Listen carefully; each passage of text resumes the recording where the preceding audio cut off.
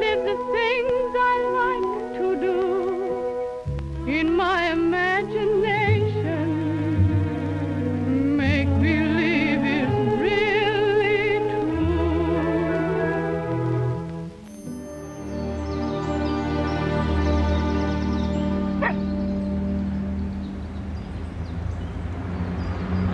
Les Américains ont toujours utilisé le cinéma pour promouvoir leur style de vie et leurs valeurs.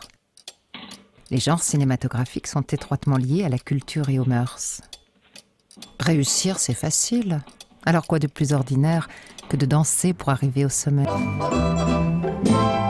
Héritière de l'opérette, du music-hall et du vaudeville, la comédie musicale ne cherche qu'à divertir son public.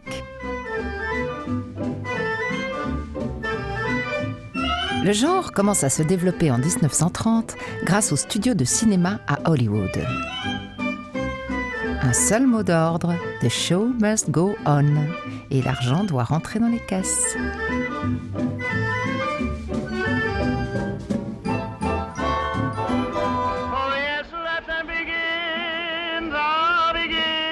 Comment reconnaît-on une comédie musicale ?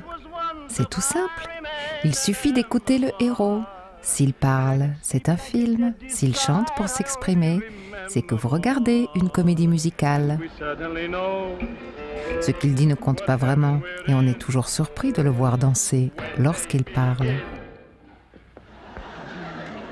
Ajoutez-y un décor grandiose, voire kitsch, et une musique qui rythme l'histoire. Une histoire qui se termine toujours bien d'ailleurs.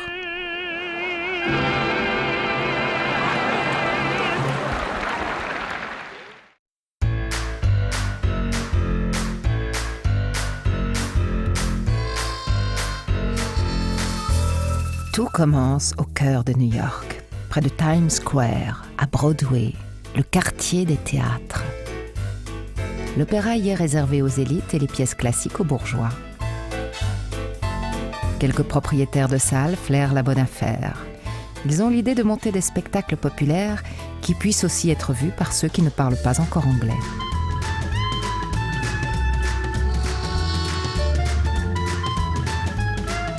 Américains et immigrés fraîchement débarqués d'Europe se précipitent pour voir ces spectacles musicaux sur scène.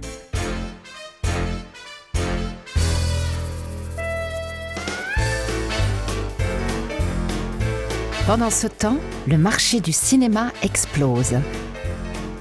50 millions d'Américains se rendent chaque semaine dans l'une des 30 000 salles du pays pour suivre les aventures rocambolesques ou pathétiques de ces personnages sans parole.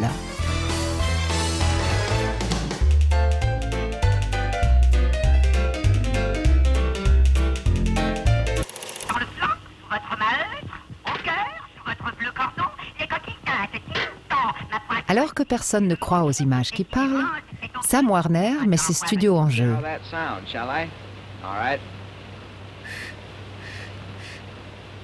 Il achète le brevet Vitaphone et commence ses expériences. Bientôt, le chanteur de jazz, avec Al Jolson, sort sur les écrans.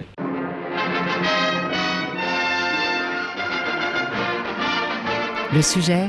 Un mélodrame musical qui dévoile les coulisses du spectacle entre chants traditionnels juifs et morceaux de jazz. Ça y est, la course au parlant est lancée. Les autres studios lui emboîtent le pas.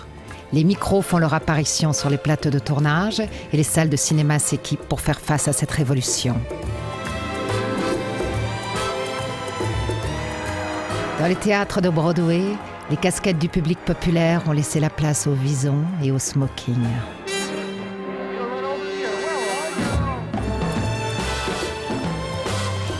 Dès 1930, les opérettes et les revues se regardent sur grand écran. Hollywood fait ses courses à Broadway et débauche un chorégraphe de chez Ziegfeld, Busby Berkeley. Son style tient en 3 mots. Toujours plus grand. Dans ces comédies musicales, la star, c'est la musique et les décors. Le spectateur ne s'identifie pas à un personnage. Il a juste besoin d'échapper à son quotidien. Les chansons et les danses tissent une toile irréelle qui permet au public américain d'oublier la misère provoquée par la crise de 1929. Right in the face of a depression, they sprang to their feet faster than you could say, Busby, Berkeley. You can't hold a nation down. When things got tougher, they just danced harder. The people loved it.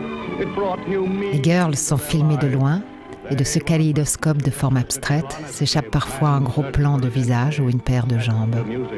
Avec Busby Berkeley, la danse devient plus érotique.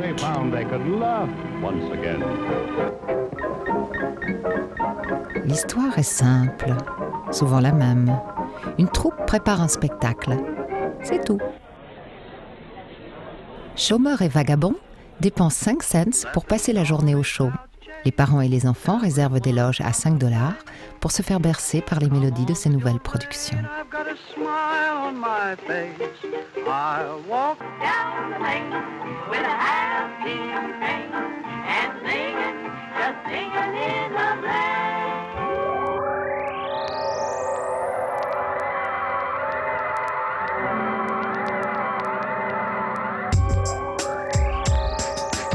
Arrive une petite fille sage et surdouée qui séduit le monde entier avec ses pas de deux et ses trémolos. I had a very good time in Bermuda with the horse and buggy, but I'm glad to be home. Because after all, there's no place like home. Avec Shirley, tout est guimauve, rose et sucré. Elle chante et danse dans une Amérique qui s'imagine être le décor d'un monde parfait. Les comédies musicales d'alors ressemblent à de la meringue et de la barbe à papa. Restons chez les tout-petits. En 1939, suite au succès de Blanche-Neige, Louis B. Mayer, le patron de la MGM, décide de produire lui aussi un film pour enfants. Il entend parler d'Arthur Freed. Arthur a fait ses débuts en suivant les traces des Marx Brothers au music hall. Il compose lui-même ses mélodies et, fait assez rare, il veut donner du sens aux chansons qu'il écrit. It's a holiday, today's the wedding of the painted town. It's a jolly day, the news is spreading all around the hall. Cette exigence le démarque de la plupart de ses contemporains et sa renommée le précède à Hollywood. Louis B. Mayer l'engage donc comme compositeur, parolier et producteur. Arthur Freed gagne les plus grandes récompenses et les dollars tombent dans les caisses de la MGM. Il ouvre les portes de la comédie musicale à Vincente Minnelli et Busby Berkeley et propulse Gene Kelly et Judy Garland au panthéon des stars. Et oui, ce n'est pas Shirley Temple qui a été sélectionnée pour jouer Dorothy dans Le Magicien d'Oz. Les enjeux de cette production sont énormes. Tous les petits Américains connaissent les livres de Frank Baum. La MGM gomme donc l'aspect monstrueux des personnages pour ne pas choquer le public. Plusieurs entrepôts sont réquisitionnés pour abriter les dizaines de milliers de mètres cubes de décors et les centaines de costumes pour les figurants. Arthur Freed compose une douzaine de chansons pour l'un des premiers films en Technicolor. To see the wizard, the wonderful Wizard of Oz. We hear he is the whiz of a whiz, if ever a whiz there was. If ever, oh, ever a whiz there was, the Wizard of Oz is one because.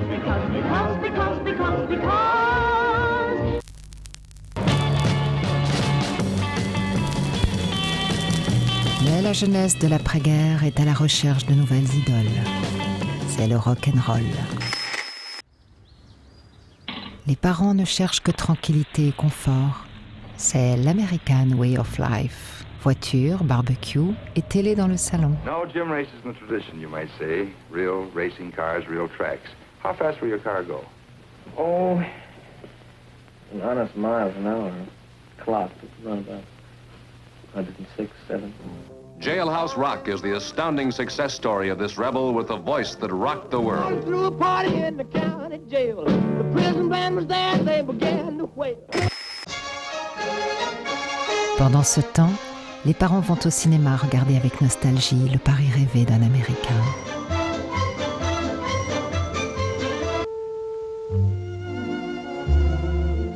Paris is a mood, a longing you didn't know you had until it was answered. Paris is it's like love or art or faith. It can't be explained, only felt.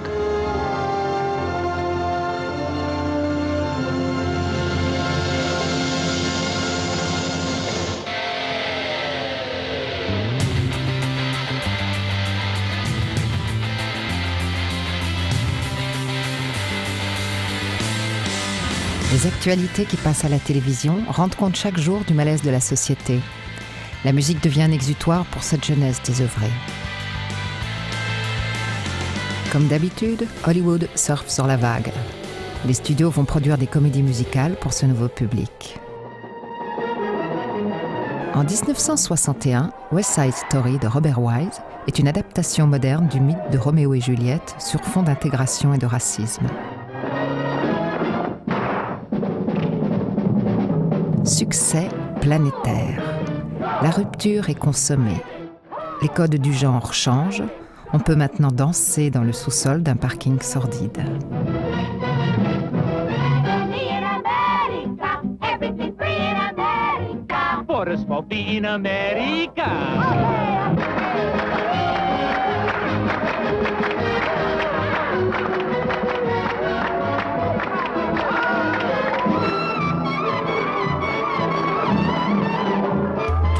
Bob Fosse raconte la montée du nazisme dans Cabaret. Et Miloš Forman montre la réaction de la jeunesse face à la guerre du Vietnam dans Air. Le succès du disco engendre la fièvre du samedi soir et la musique pop celui de Flashdance. Puis sortent quelques hommages nostalgiques comme New York, New York de Martin Scorsese et des parodies comme Rocky Horror Picture Show en 1976. Au début des années 80, les Blues Brothers détournent les clichés du genre. Décors somptueux,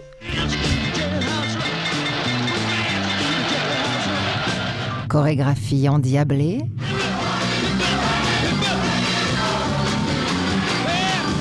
chansons à texte. Et surtout, comme les comédies musicales des années 30, le film raconte l'histoire d'une troupe qui se reconstitue pour monter un spectacle.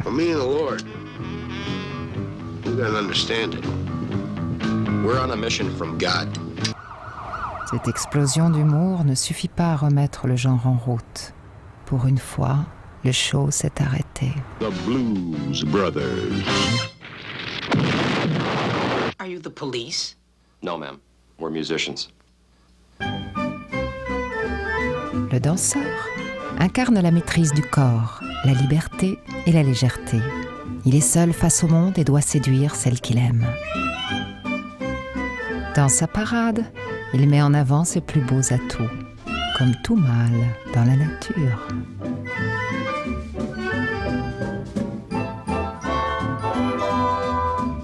Aux États-Unis, dès les débuts du cinéma, les danseurs ne font que de la figuration dans des intermèdes musicaux. Dans les années 20, la prohibition et le charleston imposent un style plus rythmé. Le spectateur veut bouger avec le danseur. Les petits nerveux s'imposent.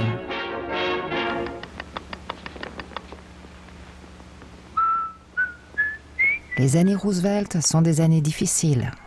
Pour le public, le cinéma entrouvre une fenêtre vers l'oubli.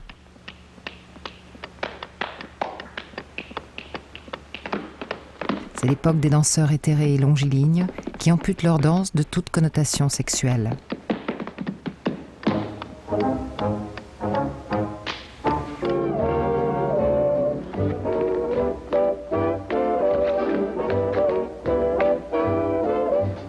Il faut attendre Elvis Presley et les années 50 pour que le danseur assume sa virilité. La révolution corporelle est en marche.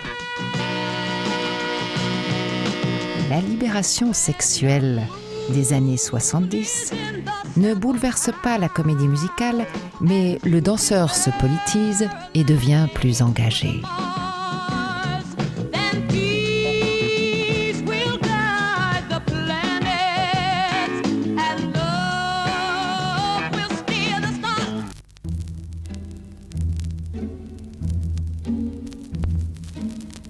En Europe, au contraire, le danseur a un statut presque sacré depuis l'Antiquité. Il est habité par les dieux ou doué d'un talent nourri d'un travail et d'un sacrifice qui le rend presque surhumain. Regardez les danseuses classiques ou les frasques lutines des ballets russes.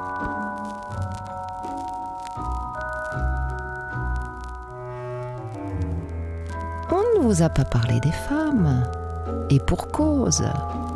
Même si elles sont plusieurs dizaines à se trémousser autour du héros, aucune n'a le rôle principal.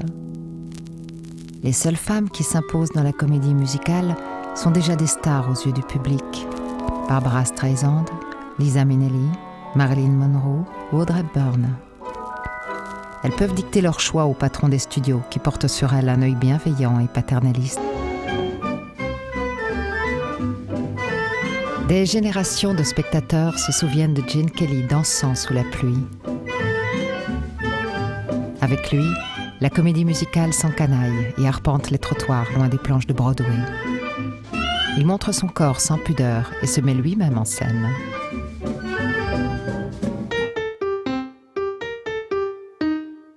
Eugene Curran Kelly naît le 23 août 1912 à Pittsburgh, en Pennsylvanie.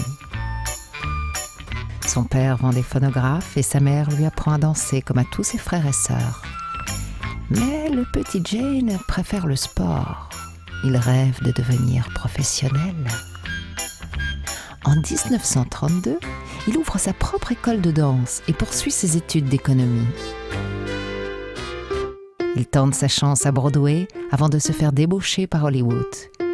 Il joue sur un registre plus réaliste. The athlete does not exist who doesn't move with a certain rhythm. His timing is based on the same elements as the dancers. Now, Mickey Mantle throwing a ball is dancing. And even though he is not doing it to music, it's still a beautiful, rhythmic thing to watch. Il rencontre Stanley Donen. Ensemble, ils passent à la réalisation. En 1951, un Américain à Paris remporte 6 Oscars.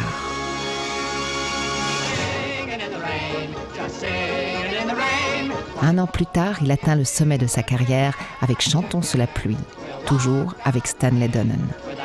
Le film évoque la fin des années 20 et le passage du muet au parlant. Avec du recul, on pourrait presque penser que Dansons sous la pluie est une parodie du genre en forme d'autocritique. I want to ask you a very blunt question. Many of your fans are concerned. Have you stopped dancing? Well, not entirely. I'm doing a lot of producing and directing. I'm proud to say everybody remembers me as a song and dance man.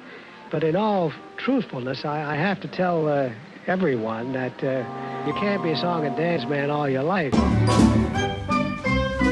Si la scène est le lieu emblématique de la comédie musicale, la chaussure en est l'objet culte. Talons aiguilles et bottines en cuir, elle devient objet de fantasme. La danse rend la chaussure vivante. $4,000, $5,000 bid 6. $6,000 bid the shoes, now make it 7.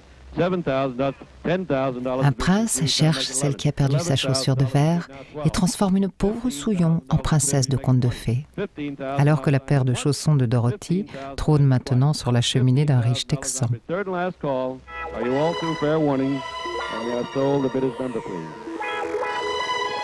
Ôter sa chaussure, c'est s'abandonner à l'autre et révéler son intimité. Avouez-le, messieurs, cet obscur objet du désir est un fantasme tenace. La chaussure est surtout symbole de liberté, d'indépendance et de voyage. Pensez au tapis volant d'Aladin, aux souliers en rubis de Dorothy ou aux bottes de 7 lieues du Chaboté. Pour le danseur, c'est la même chose. Il enfile ses chaussures, la magie opère.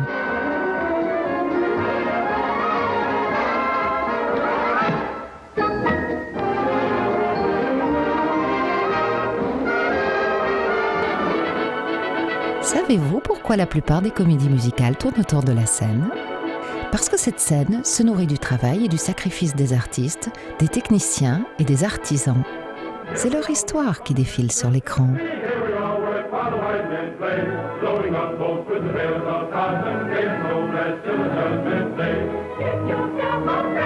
Qui dit scène, dit spectacle. Une énorme machine qui ne doit jamais s'arrêter.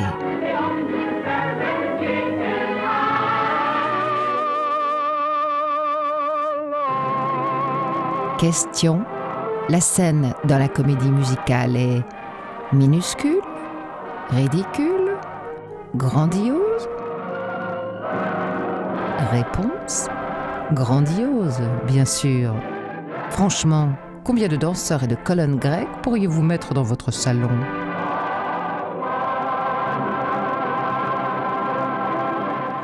Hors de proportion. Les décors de la scène sont stylisés comme dans le cinéma expressionniste allemand, où la déformation de la réalité crée un malaise chez le spectateur. Dans la comédie musicale, c'est l'effet inverse qui est recherché. Vous devez oublier le quotidien, les studios vous vendent du rêve. Les 3 coups immobilisent le temps.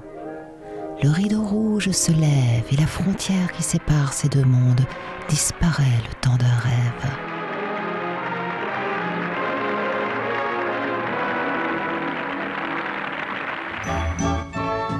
La pluie qui chante est mis en scène en 1946.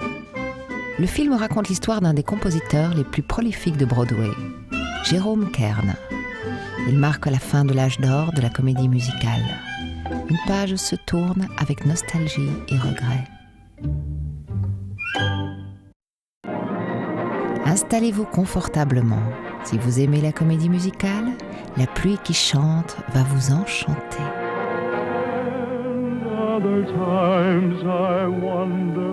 Fermez les yeux, ouvrez grand vos oreilles, oubliez vos problèmes et suivez-nous. Hello. How do you do? Are you an actress? Oh, no, but I'd give anything if I could be. Why?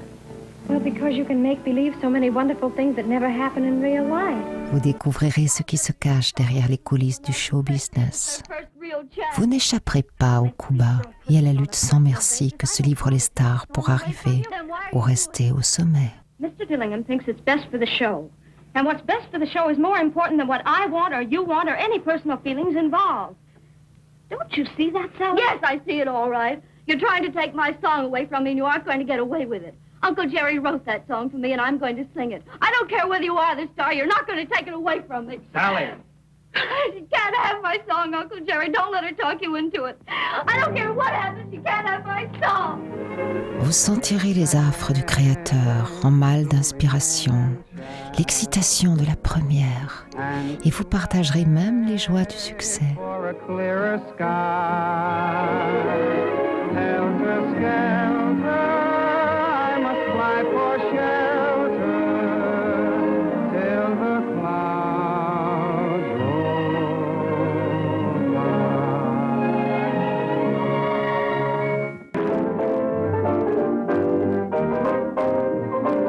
Ce n'est pas une, ni deux, ni même 3 vedettes qui participent au tournage. Tout ce qui danse et chante à Hollywood veut apparaître dans ce film. Produit par Arthur Freed et réalisé par Vincente Minnelli, La pluie qui chante est le testament philosophique de la comédie musicale aseptisée.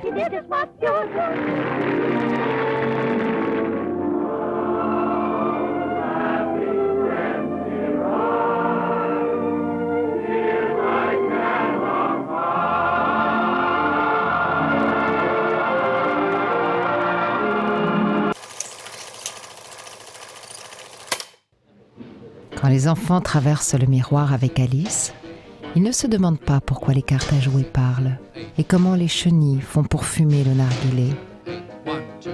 Dans la comédie musicale, moins c'est réel, plus le spectateur y croit. Now I knew who the killer was, but it didn't matter anymore. Killers have to die.